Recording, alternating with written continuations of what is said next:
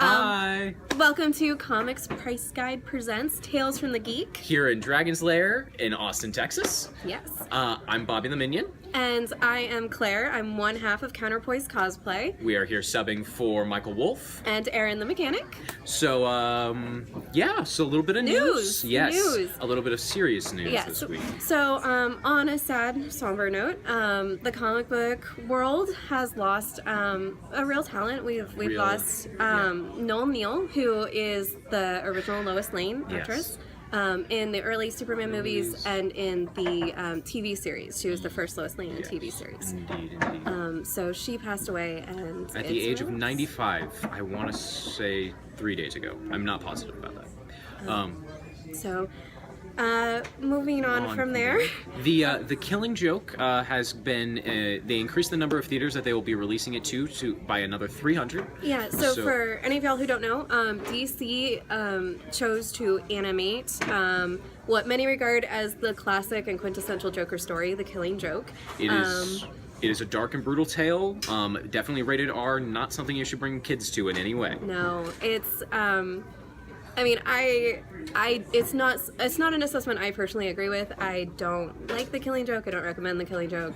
I can recognize its place in comic book history and how important it is in that regard, but I have a serious issue with the amount of sexual violence in comics, particularly towards women, and The Killing Joke is a prime example of that. Extremely prime example. However, there are some incredible stories that do come from the tales and issues that come out of The Killing Joke. Things like Barbara Gordon's time as Oracle, issues like that. I mean, I love Barbara Gordon as Oracle. I think she's a fantastic character as Oracle. Mm-hmm. Obviously, I'm playing her in Robin the Web series. But go watch.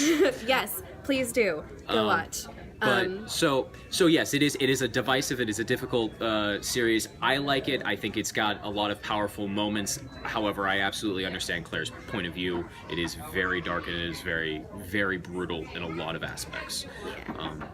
But outside of those, moving on to some happy and fun comic book releases this week. There was some great stuff that came out this week. We're gonna start with Justice League Rebirth. Yeah. Yes. As the post-Rebirth universe, we get Justice League back, and we get the modern classic 7 again. Cyborg, Wonder Woman, Aquaman, Flash, Batman are all joined by the new Green Lanterns of Earth, Simon Cruz and Jessica.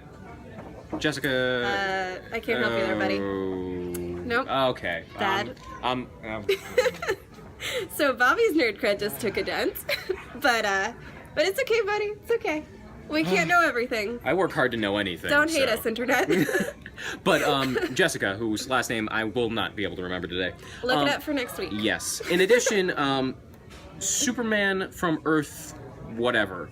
He hasn't decided which Earth he's from, is joining because Earth Current, the Superman from the actual universe we know of, has died about 3 issues ago. So, they are remaking Justice League. The Justice League, they face an enemy very reminiscent of the Mass Effect Reaper enemy. In fact, it actually is called Reapers, but very cool, very big, giant monster. And they make some really good moments of, we are the Justice League and this world is protected. So it's pretty awesome. Very awesome. I like that you called them like the modern classic 7, because obviously Cyborg has kind of replaced Martian Manhunter in that lineup. Yes, he has. I think it's very interesting, but it is Cyborg obviously being originally a Teen Titans character. Yes, but I like how he's become this very I love Cyborg. I like Cyborg. Put Cyborg in everything. I love him. He's one of my favorites. He's pretty great. I mean, come on. Another one from DC is Flintstones. Nice. Yeah. For some nostalgia. Yes.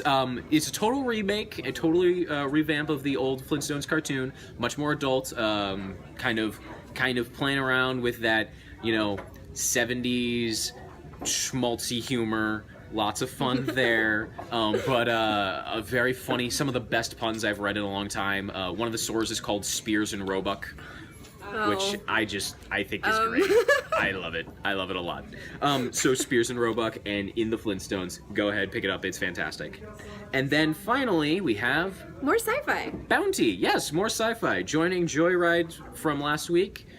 Is this, it's Dark Horse. Dark Horse. Yes, this is Dark Horse. Bounty is the story of two sisters who are criminals fighting the good fight against the evil Galactic Corps in their sci-fi universe.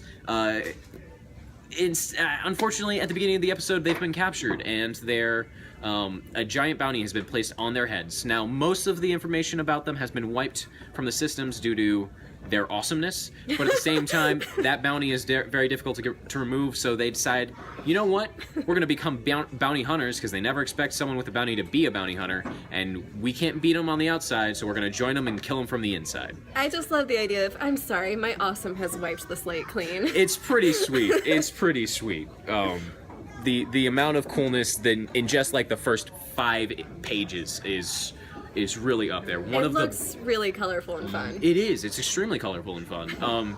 It's absolutely the number one I recommend people add to their list from this week. Nice. Justice League Rebirth is great. It's great. Other things are fantastic, but Bounty, right up there, in my opinion. Yeah. So other than that, I mean, the clock has started ticking down to San Diego Comic-Con. Yeah, jeez. That's going to be right around the corner pretty soon. In 2 weeks, yeah. That's going to be a big deal. Keep an eye out. There's going to be a lot of bombs dropping ahead and after this, but that weekend is just going to wreck people on the news sites. Lots of news! Yeah. So have fun keeping up with that. Yes, and we'll send it over to me. We're going to time travel a bit and send it over to me with some cosplay tips and tricks. See you later. Bye-bye. Bye, folks.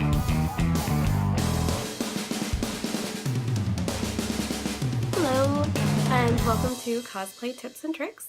I am Claire. I'm one half of Counterpoise Cosplay. And today I wanted to talk a little bit more about the cape that I did for my World of Warcraft Blood Elf build. In part because I've been talking a lot about the usefulness of interfacing, and the hood of the cape is actually a really good example of that.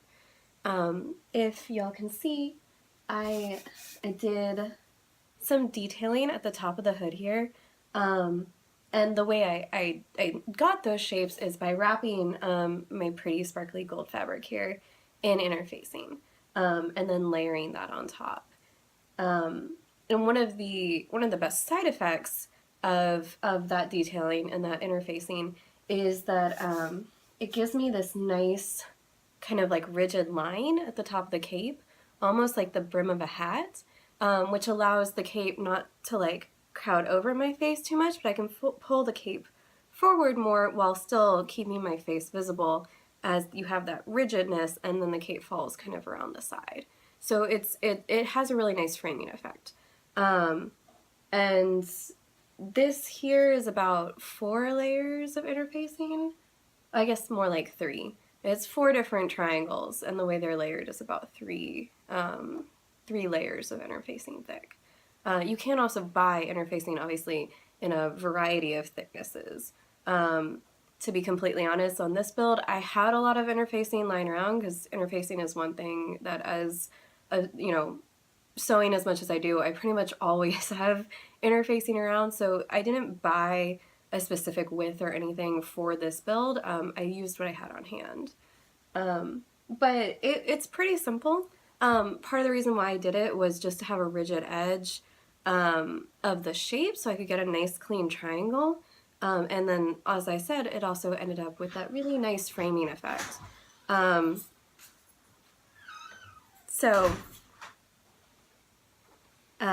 The way I did that is I started just by cutting out a triangle with my interfacing, and after that I went in and I layered the gold fabric over it.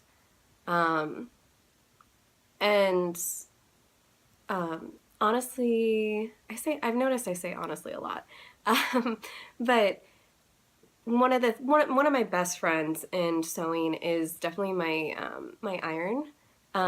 Sometimes just ironing over a seam or folding over and ironing can be more effective even than pinning, because it will get you that nice clean line. So I just fold it over my edge and ironed it, and then I went in and I pinned it to the fabric, and I did a top stitch over that. So I just sewed as close to the edge as I could get. And I ended up with this nice cool detailing on the hood. So yeah, interfacing is your friend, your iron is your friend. And that's really all I have for this week. If you have any questions or if there's anything in particular you want me to talk about, feel free to comment below. But otherwise, I hope everyone has a lovely week and stay nerdy, folks.